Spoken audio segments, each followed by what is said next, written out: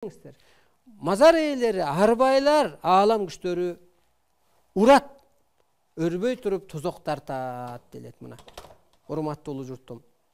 Эмне кылабыз эми ушу кыргызды ойготуш үчүн тарыхка да барыш керек. Тарых өзү кайталанып атат да. Башатта адам жаратуучу болгон. Башатта табият бейиш болгон.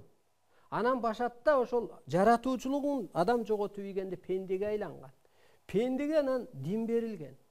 Пенде ак кара калдырды байлык бийликке. Анан ошол дин деген, чокун деген, сыйын деген, суран деген, ак жол, ыйман деген азаптар дап келди адамдын башына. А ошондон адамдын жашасайды бою кыскарды. Болбосо мурунукчубуз биз 2000 жыл жашаптыр, ошону да ас дептир, ошого да кейиптир, ас эле жашап калды деп. А чын эле мына кейибесең, сен мээримиң төгүлүп турса, өлүм жок экен да. Өлүмдү адам өзү жаратат, кырсыкты да адам өзү жаратат.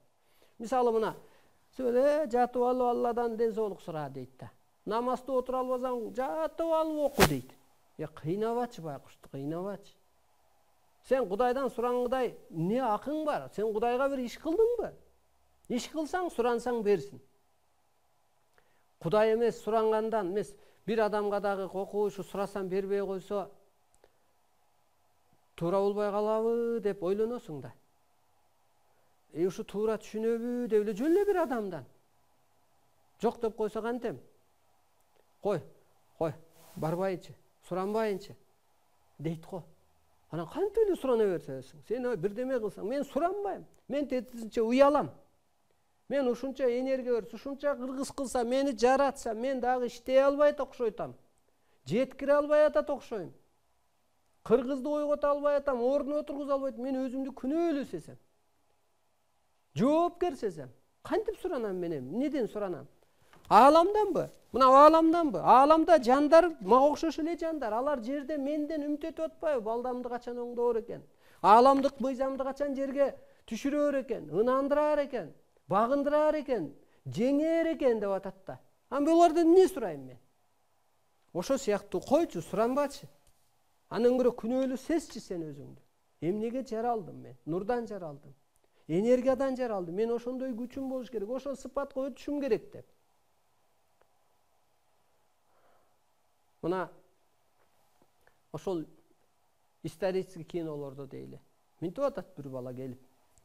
Ошол шейхин эби ак жолго үндөгөн адамга. Мени ушул ак жолго көрсөтүңүзгөнүңүзгө мен сизге карызмын дейт. Мен ошол теледегилерди ак жолго көрсөтмөксүздөрдүн сиздерди пендеден периштеге айлантып койдум. Сиздер карызсыңар. Ушул жерде да берилет. Мен өлбөй жаралганыма сүйүнөм, жана ошол багытка жол көрсөткөн Арсылайга сыйынам деп. Жана өмүр бою өзүмдү карыз туям деп. Сага өлүм сыноо келет деле, сага кыйынчылык келет деле, мына түшүндүрүп атып сени куткарып койду. Пенде сыпаттан периштеге өткөрүп койду. Өлүмдөн өлбөстүккө өткөрүп койду. Ар кандай могу эски түшүнүктөн чыгарып койду. А карызыман кантип кутулам десе, сен кызмат кылсаң гана кутуласың дейт. Мен күнөө кетирдим эле. Ошол эми уруш кыйын заманда киши өлтүрүп алдым эле кылыч менен, найза менен десе, күнөөң жуулуш үчүн сен ааламга кызмат кыл дейт. Анысы кандай бир жерде да берилет 137-суроодо. Күнөөкөрлөр кечирилеби десе, ооба, күнөөкөрлөр кечирилет. Эгер акка айланса ааламга, нурданса, ошо кызматын аткарса, кайра жаралганга барабар. Кайра жаралган баланын күнөөсү жок да. Анысы кандай? Кайра жаралганга барабар. Жана күнөө кетирген адам жаман эмес, жан дүйнөсү жарды деп эсептелет. Келиңиздер, күнөөңүздөр кетириш жок дегенде кетиш үчүн акка айланыңыздарчы. Динде айтып атпайбы, сен ушу динге кире калсаң эле сонун болуп калат деп. Эч кандай сонун болбойт. Мына сонун болсо көрөт элек, өздөрү кырсыктап атат. Кудайдын талабы динден чык деп атат тетирсинче. Эскичиликтен чык, эски түшүнүктөн, пендечиликтен.